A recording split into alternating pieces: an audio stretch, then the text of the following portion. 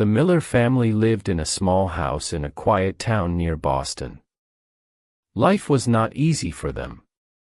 After Mr. Miller died, Mrs. Margaret Miller had to raise her 2 children alone. Her son, Ethan, was only 18 when his father passed away. Instead of going to college, he started working. He fixed cars, repaired roofs, and did many small jobs to help his mother. Her daughter, Sophia, was very different. She was younger, smart, and full of dreams. She studied hard and won a scholarship to a university in New York. For Margaret, Sophia was the hope of the family. She often told her neighbors, "My Sophia will have a better life than I ever did." At first, Sophia called home every day. She told her mom about her classes and her new friends. Margaret listened happily, while Ethan stayed quiet, proud of his sister. But later, the calls became fewer. Sophia was busy. She always said, "I'll visit soon, Mom." But she didn't. After graduation, Sophia changed a lot.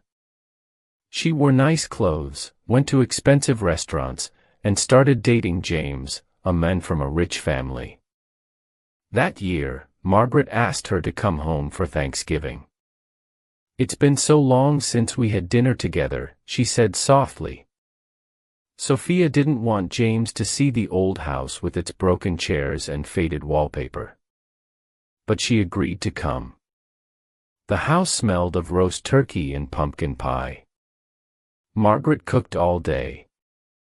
Ethan fixed the heater so the house would be warm. When Sophia arrived with James, she looked different from the girl they remembered. Her high heels clicked on the wooden floor. James looked around the small room, trying to smile politely. At the table, Margaret asked, "So James, Sophia says you work in real estate." "Yes, ma'am," James answered kindly. Ethan stayed quiet. But Sophia looked uncomfortable. Finally, she said something that hurt everyone. "Mom, Ethan, when I marry James, I won't come back here often. I don't want him to always see this." The room went silent. Margaret's hands shook. Ethan's face turned red. "Sophia, do you remember who gave up his future for you? Do you remember who worked day and night so you could go to New York?" Sophia replied quickly. "You don't understand, Ethan. You don't know how it feels to be judged for being poor. I'm tired of it." Margaret's eyes filled with tears. "Sophia," she whispered, "you should never be ashamed of your home." But Sophia did not answer.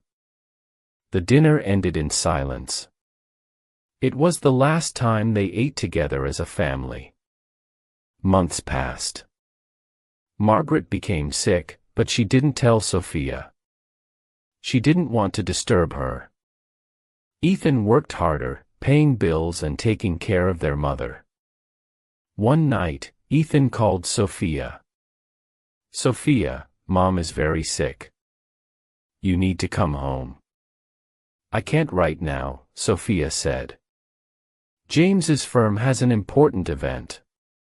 I'll come soon." But she didn't. That winter, Margaret passed away quietly. Ethan left a short message on Sophia's phone. "Mom is gone." Sophia came back for the funeral. The old house looked smaller than before. Now she saw it with new eyes. The broken chairs and old walls were not shameful anymore, they were part of her life, part of her mother. Ethan stood by the casket, tired and sad. Sophia fell down next to her mother and cried. "I'm sorry, Mom. I forgot what really matters. I forgot you." Ethan spoke in a low voice. "She waited for you, Sophia. Every day she asked, when will my daughter come home? But you never did. A week later, Sophia sat alone at the dining table. The house was quiet. On her plate was a simple meal: roast chicken, mashed potatoes, and green beans. It was her mother's favorite Sunday meal. She took one bite and started crying. The food reminded her of love, laughter, and her mother's voice in the kitchen. But now, everything was gone. Through her tears, she whispered, "I'd give anything, just to have one more dinner with you."